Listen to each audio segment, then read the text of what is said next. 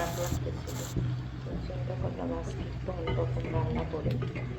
শোল মাছ ছিল, শোল মাছ মাথায় রাখছি, আর সাথে আলু আছে, টমেটো দিব, একটু রান্না করবো।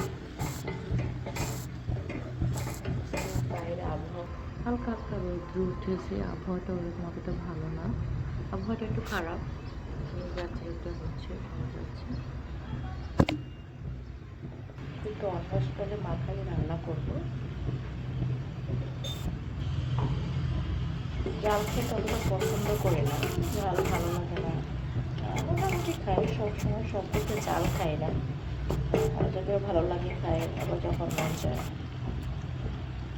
ভাতটা হয়ে গেছে, আলুটা দিয়ে দিলাম।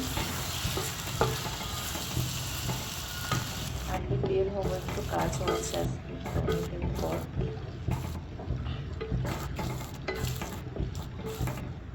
পানি দিয়ে দিলাম, একটু ঢেকে দিব।